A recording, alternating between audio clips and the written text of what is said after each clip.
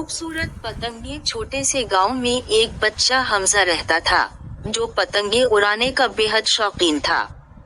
हर रोज वो गली की छतों पर जाकर आसमान में उड़ती हुई रंग बिरंगी पतंगों को देखता और दिल ही दिल में सोचता कि काश इसके पास भी एक खूबसूरत पतंग होती। लेकिन इसके वालिद एक मामूली मजदूर थे और इतने पैसे नहीं थे कि हमजा को नई पतंग खरीद कर दे सकते। एक दिन गांव में एक बड़ा बसंत मेला मुनक्किद हुआ। हर तरफ पतंगों की बहार थी।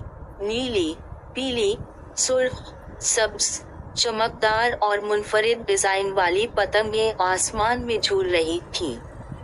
हमजा हसरत भरी नजरों से उन पतंगों को देख रहा था।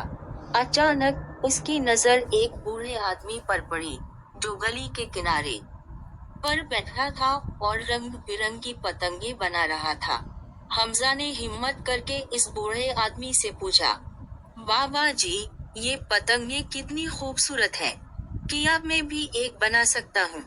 बाबा जी मुस्कुराए और बोले, बेटा, खूबसूरती सिर्फ देखने में नहीं होती, बल्कि मेहनत और मोहब्बत में भी होती है।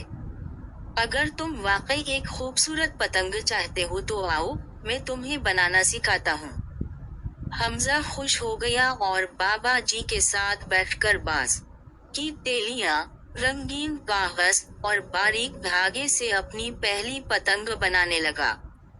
जब पतंग तैयार हुई, तो वो आम पतंगों से ज्यादा खूबसूरत लग रही थी, क्योंकि इसमें हमजा की मेहनत और मोहब्बत शामिल थी।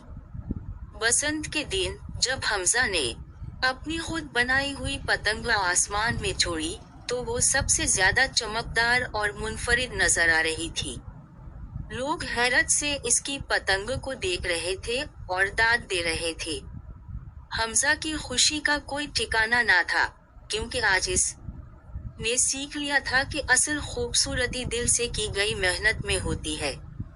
ये कहानी हमें सिखाती है कि खूबसूरती सिर्फ ज़ाहिरी चमक दमक में नहीं, बल्कि मेहनत और जज्बे में भी होती है।